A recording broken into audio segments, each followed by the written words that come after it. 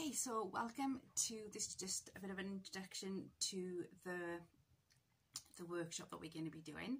I'm going to bring the camera down straight away so you can see the materials that you're going to use. Okay, so just bear with me and I will just double check what the screen is seeing to make sure you're seeing what I'm seeing. Okay, that's cool. So first of all, you're going to need to get yourself some sort of frame. This is from Hobbycraft and the distance from there to there is 9 inches and 3/4.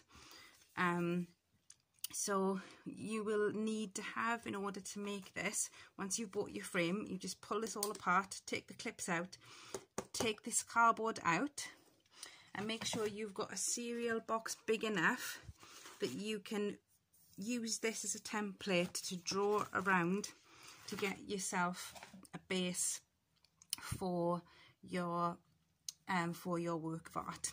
That one was a bit too small, so it'll have to be a big one, like the biggest box that you can get for cereals.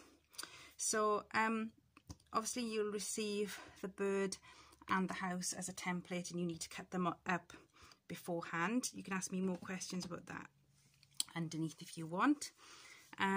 So for the background, at the start, you need things that are neutral in colour. So anything you can lay your hands on. These are from different books.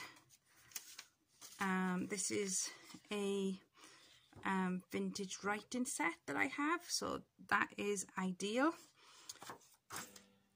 This is a book that I have that I often rip and tear pages out of.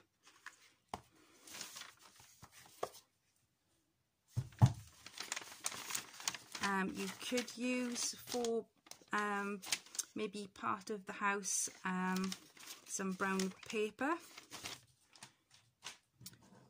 and again, if you're going to use something from a magazine, it needs to be something like with a pattern that carries on throughout, so possibly like that, if that was covering the whole page, if that makes sense. So I wouldn't use that. That's way too busy because it's not neutral. Again, you could cut out that possibly. So so that's some ideas there for you for your papers for the background. And then for the actual tree itself, you need to get hold of some sort of tissue paper or decoupage paper. Again, we don't want it too busy.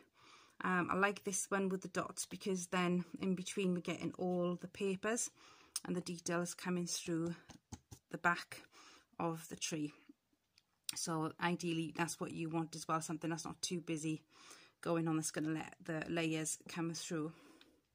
So lastly, I just need to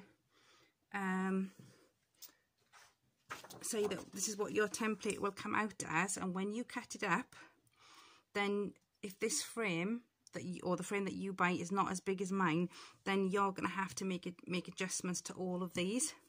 So it is easier to buy the frame that I'm saying to you rather than to make an adjustment to all of this.